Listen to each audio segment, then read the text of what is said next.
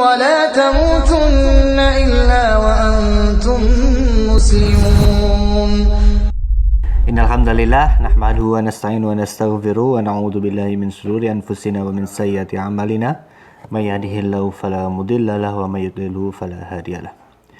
Sahabat muslimun TV sekalian, pada kesempatan kali ini kita akan melanjutkan pembahasan dari hukum yang telah kita bahas di video sebelumnya. Mungkin dalam pandangan kita ada menganggap bahwasanya hukum itu hanya berlaku pada wajib, sunnah, mubah, makruh dan haram. Yang itu kita menganggapnya sebagai hukum syariah, gitu ya. Tapi harus diketahui bahwasanya hukum syariah sendiri adalah khitabullahi ta'ala, khitab Allah al-muta'allaq yang berkaitan biaf'alil mukallaf, dengan perbuatan mukallaf. Apa yang di perbuatan mukallaf ini dari bentuk iktidaan au takhyiran au wad'an, gitu ya. Dari dalam bentuk iktida, tuntutan untuk mengerjakan atau meninggalkan itu, au takhyiran atau memilih, ya, boleh dikerjakan boleh enggak, yaitu yang kita kenal dengan apa, mubah, gitu ya. Dan yang terakhir adalah wad'an. Wad'an adalah ketetapan gitu. Nah, di pertemuan sebelumnya sudah kita bahas dari iqtidaan wa takhiran, gitu. Yang kemudian muncul adanya hukum yang 5 itu yang kita kenal saat ini, gitu. Lalu bagaimana maksudnya dengan hukum wad'i, gitu ya. Hukum wad'i yang wad'an tadi itu ya. Kemudian para ulama menyebutnya dengan hukum wad'i adalah hukum yang berkaitan dengan penetapan sesuatu sebagai sebab terjadinya sesuatu ini. Nah, kemudian hukum wad'i ini terbagi jadi 3 secara umum, ya.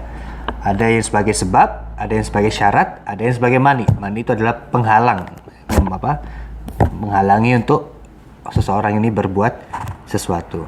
Untuk lebih memperjelasnya, kita akan lihat salah satu contoh dari hadis Nabi SAW dalam kitab Bulughul Maram, ya. Qala Rasulullah SAW, al-fajru fajroni. Fajar itu ada 2. Fajrun yuharrimu ta'ama wa tahillu fihi sholatu. Fajar yang mengharamkan makan dan menghalalkan sholat, gitu ya.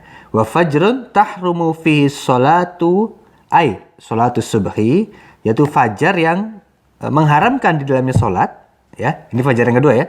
Mengharamkan dalam padanya sholat. Wa yahillu fihi ta'amu, yang dan menghalalkan di dalamnya makan, gitu ya. Artinya nih yang kedua ini maksudnya pas sahur, gitu ya. Yang pertama adalah pas waktu subuh, waktu mengharamkan makan dan menghalalkan sholat, maksudnya subuh, ya, di bulan Ramadan, gitu ya, atau pas puasa.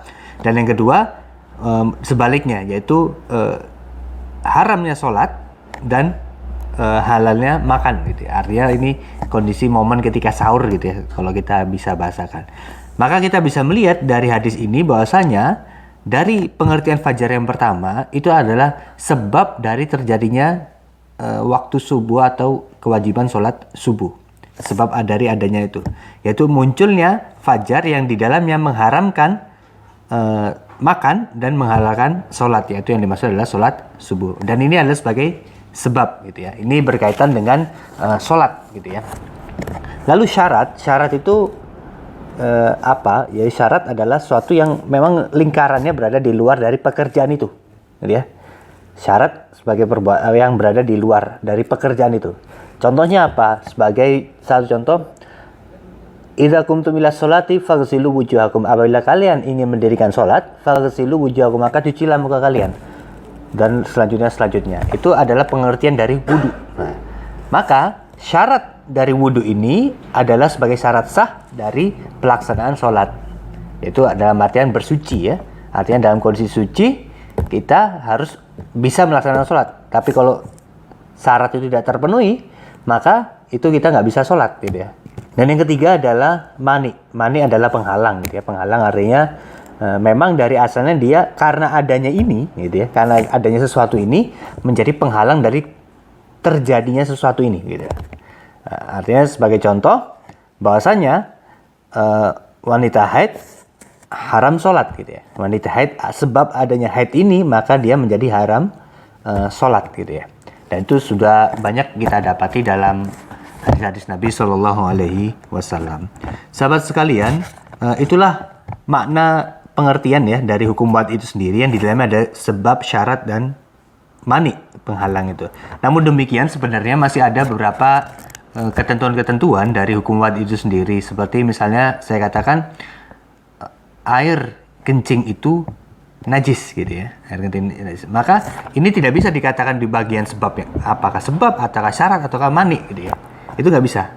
Nah, dari ketiga bagian ini sesungguhnya kalau kita perhatikan, jika ada tidak terpenuhi salah satunya, maka ini bisa menjadi batal gitu lah.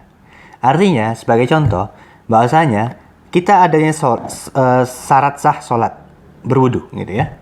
Maka wudu adalah sebagai syarat sah sholat. Ketika kita nggak wudu, nggak bisa ujuk-ujuk kita langsung sholat gitu, atau kita nggak punya posisi wudu gitu ya. Nah, namun ketika kita punya wudu ya, berarti kita kan ada ACC untuk mengerjakan sholat gitu ya. Tapi waktunya belum turun. Seperti yang tadi, waktunya misalnya jam 2 yang dimana kalau di Indonesia kan masih belum waktu subuh ya. Jam 2 itu nggak bisa kita mengerjakan sholat meskipun udah dalam kondisi berwudu gitu.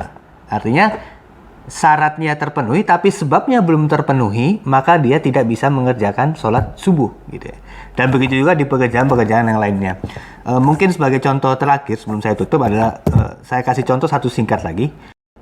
Dalam hal berpuasa ya, dalam hal berpuasa.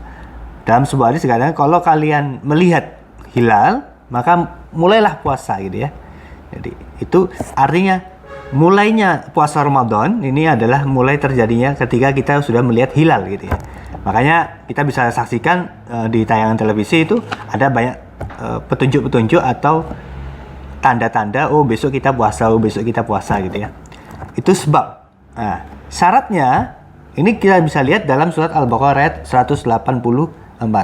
Faman kana minkum maridun aw ala safarin fa iddatun min ayamin ukhar gitu ya. Maka barang siapa di antara kalian sakit atau safar, dalam kondisi safar, maka iddahnya di waktu yang lain gitu. Nah, ini artinya seseorang itu dituntut untuk mampu ketika syarat itu ya, sebagai puasa, syaratnya adalah dia harus mampu. Kalau dia sakit, yang itu sakit yang nggak memungkinkan untuk dia berpuasa, maka dia diperbolehkan untuk tidak.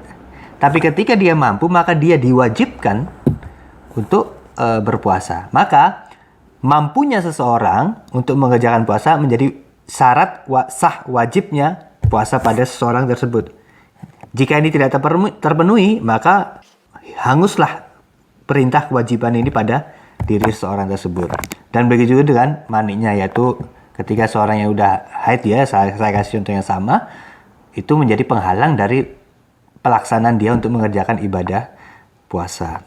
Sahabat sekalian, itulah gambaran dari hukum wad itu sendiri. Semoga penjelasan singkat ini dapat memberikan gambaran pemahaman bahwasanya hukum itu tidak hanya hukum yang 5 itu, tapi juga ada juga hukum wad'i, yaitu yang menetapkan adanya sebab, menetapkan adanya syarat, menetapkan adanya mani. Sekalipun selain dari 3 ini juga ada bagian yang lain seperti yang saya jabarkan sebelumnya gitu ya. Namun demikian mungkin saya tidak sanggup pautkan itu pada pertemuan kali ini, dan semoga apa yang sedikit ini menjadi manfaat bagi kita semua. Assalamualaikum warahmatullahi wabarakatuh.